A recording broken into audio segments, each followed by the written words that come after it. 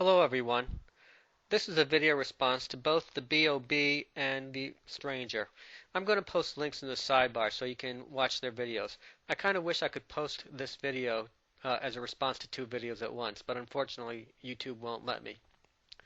First, I'd like to talk about TheBeeOBee's video. You seem to think that anyone who goes over to Vloggerheads is a traitor to YouTube. I realize this might be a little bit tongue-in-cheek on your part, what you're saying, but I get the feeling that you probably really have some belief in this. My question is, why do we owe such loyalty to YouTube?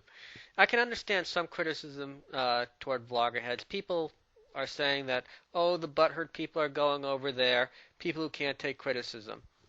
There might be a little bit of truth to that, although I think there's going to be more widely allowed criticism, more widely allowed critiques than some of you might realize. But that's not the only reason to go to Vloggerheads, not at all. And even if you are correct as far as Renetto's motivations as to why he's doing this, even if you're correct that his motivations for attacking the DMCA, that for using it, are not entirely on the up and up, even if you are correct, and I'm not going to say that you are, I don't have any idea as to what motivates Renetto. I really don't know what goes on inside of his head. But even if you are correct, my response is, so what? Why do we owe an allegiance to YouTube? What is so special here? Well, I'll tell you what's so special here. It's the eyeballs. If you want to get your video seen by a very wide community, YouTube is definitely the place to be. However, at YouTube, you've got people running this place who I believe don't give a shit at all about their users as to whether or not they're wrongfully suspended. Now, I could be totally misreading the situation. I could be in total, absolute error. I can only base what I'm saying on my experience and what I'm seeing. But again, what I am seeing, I'm sure, is only a very tiny, tiny, tiny percentage of the entire story. But from my own personal experience, YouTube is quick to suspend people. Once they suspend people, it's almost impossible to reach anyone at YouTube to ask, hey, what's going on? I think you made a mistake here. Here's why. They're not interested in engaging in any sort of dialogue once you've been suspended. Now, I want you, B.O.B., I want you, Bob, to take a look, if you've got a few minutes, at my personal experience. I want you to see the correspondence that I had with YouTube's copyright department.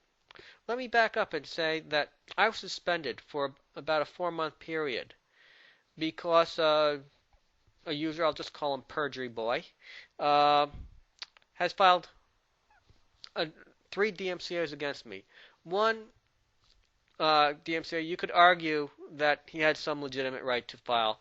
What I did fell within fair use, but one might possibly, conceivably make an argument that it wasn't fair use.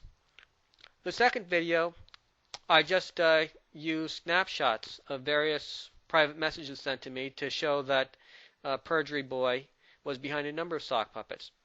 Now, at the time, I didn't realize that there were other trolls involved who were imitating Perjury Boy, so I linked up a few sock puppets that weren't his.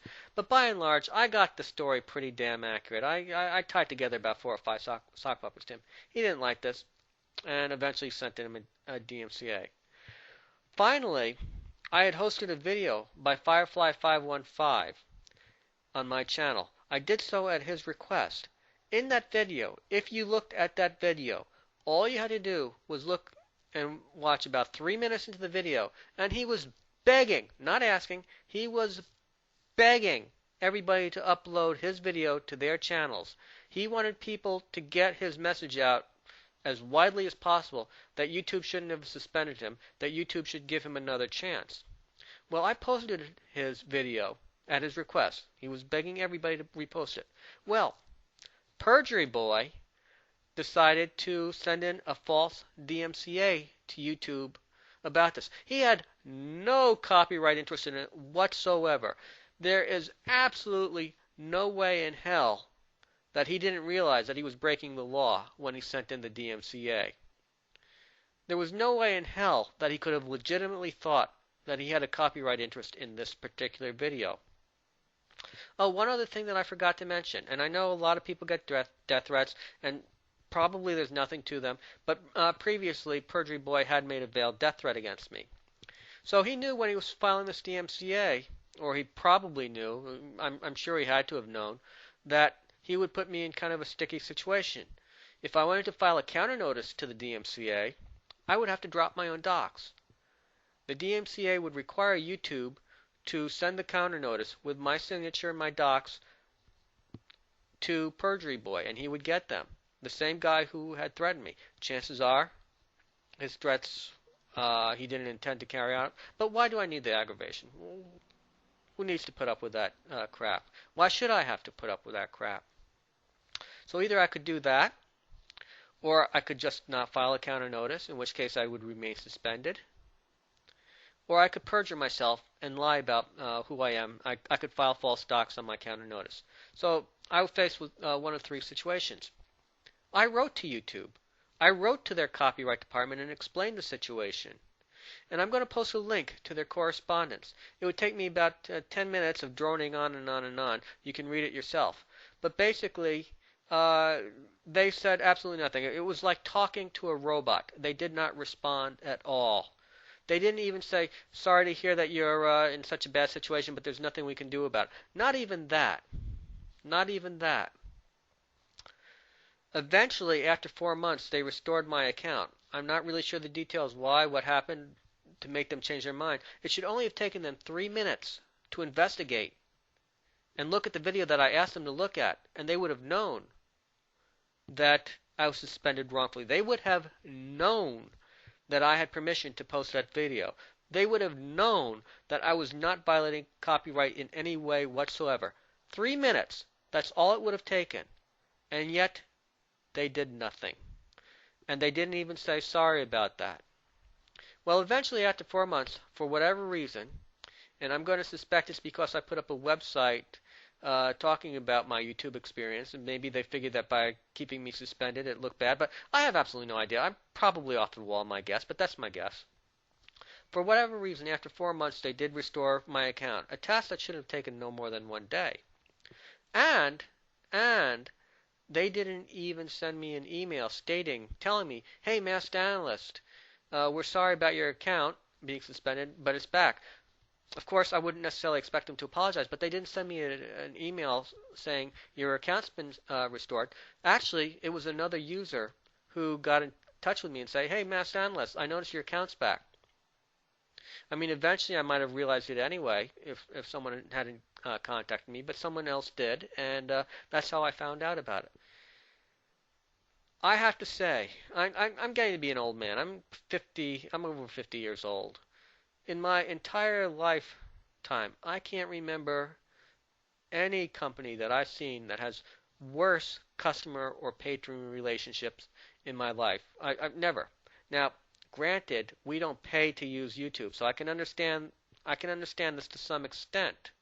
Of course, I'd be more than happy to pay a nominal fee or a fee if it would guarantee some sort of communication that people wouldn't be wrongfully suspended. But their communications and their screw you attitude when people get suspended, and at least, and I say that advisedly. I realize that maybe I'm misreading their attitude. I don't want to say as a statement of fact that they are happy or joyful or that they really believe screw you. I'm not saying that as a statement of fact. All I'm saying is that it sure appears that way from what I can see of their behavior.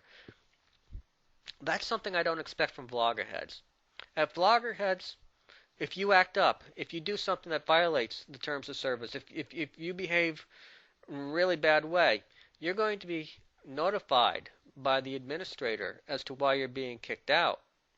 And I suspect that you will have an opportunity to argue your case. I don't know this for a fact, but I suspect that maybe the administrators, they might not necessarily have all the facts. Maybe they're making a decision on only part of the story.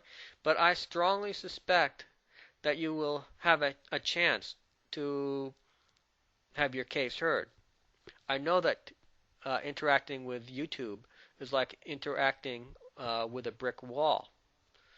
So there is at least one strong reason. There's at least one reason why someone might want to join Vloggerheads uh, as opposed to YouTube. Actually, I see no reason why it has to be an either-or situation. I see absolutely no reason why a person cannot post to both of them.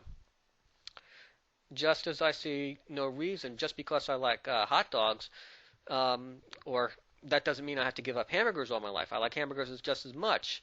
Um, Coke and Pepsi, I have no preference really, one way or the other. I don't see any reason for loyalty, and especially no loyalty to YouTube.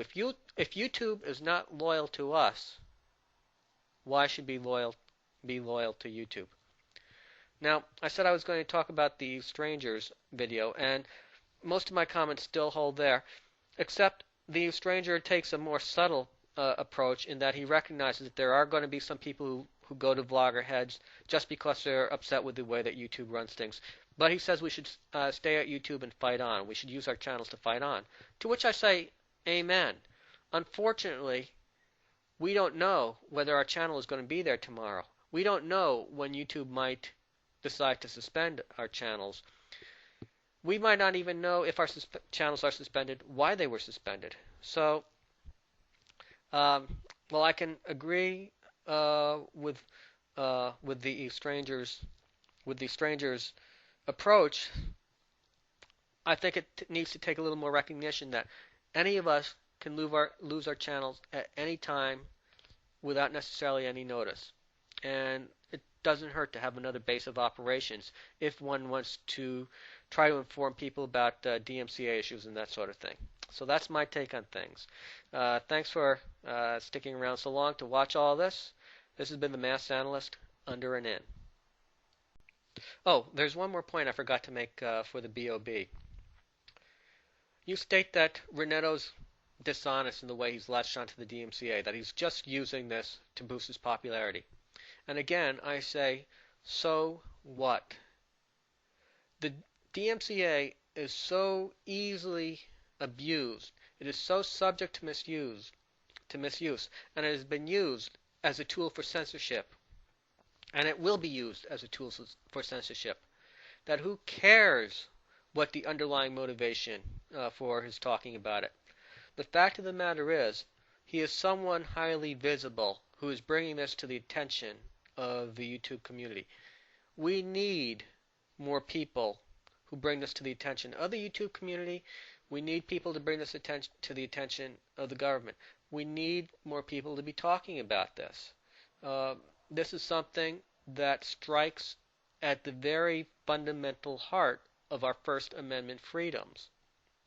And so even if Reneto's motivation is not pure, and I have no idea, again, I have no idea what motivates him, but even if it's impure, so what? So long as he's getting the conversation going, let's jump on it and write it for all it's worth.